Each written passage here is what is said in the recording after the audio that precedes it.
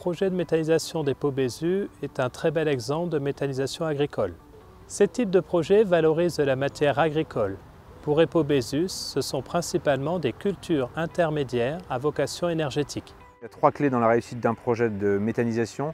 Le premier, c'est de maîtriser l'approvisionnement.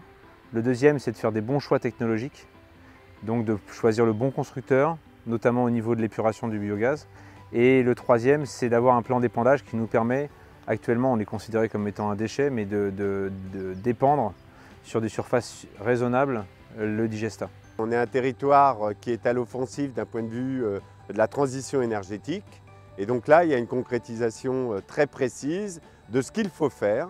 C'est le premier élément, ça porte à la fois le territoire énergie positive croissance verte pour lequel nous sommes aidés, ça concrétise d'une manière très précise le fait que nous soyons un territoire leader. À un moment où l'agriculture connaît une crise très profonde et la nécessité de permettre à l'agriculture d'avoir d'autres revenus et de s'engager dans la transition énergétique. Je pense qu'un projet de méthanisation agricole tel que celui-là répond aux critères de nos élus et de la population française aujourd'hui de ce que l'on appelle l'agroécologie. Être capable aujourd'hui de valoriser des cultures intermédiaires sans diminuer la production alimentaire, être capable de faire un projet à consonance agricole dans un territoire agricole porté par les agriculteurs nous place dans la transition énergétique. Et c'est un élément fort et je pense que c'est l'un des objectifs de l'agriculture de demain. L'agriculture, c'est l'aspect traditionnel et ici on est dans l'agriculture qui envisage l'avenir, qui innove, qui invente. La tradition et l'innovation vont de pair avec la ruralité.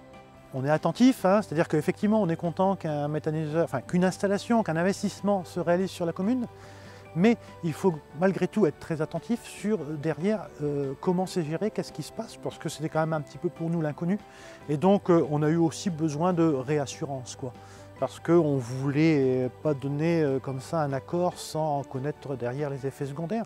Il faut effectivement avoir un projet qui soit cohérent avec son environnement local, notamment par rapport aux élus, c'est-à-dire qu'il faut communiquer très en amont du projet et avoir une bonne communication, il faut dire la vérité, de savoir ce qui va se passer, travailler sur l'implantation, sur l'insertion paysagère, sur les odeurs, sur la circulation, pour que quand le projet sort, il ne sorte pas du chapeau, mais il soit déjà travaillé avec les élus et qu'il y ait une bonne concertation au niveau local, quoi. La commune a essayé d'être le facilitateur du déroulement du projet. On a démarré par le suivi des travaux quand il a fallu faire des connexions EDF, GRDF avec les postes de canalisation. Et maintenant on travaille sur le renforcement routier pour faciliter l'accès au site par les tracteurs, par les camions.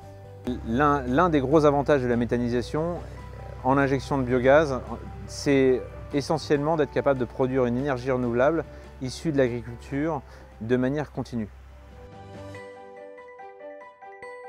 Voilà, donc le développement économique c'est contagieux et j'espère que, et je souhaite, je pense que ça va se réaliser, mais des exploitations aux alentours qui restent sur la commune vont chercher des idées de développement pour aller chercher de la valeur ajoutée supplémentaire.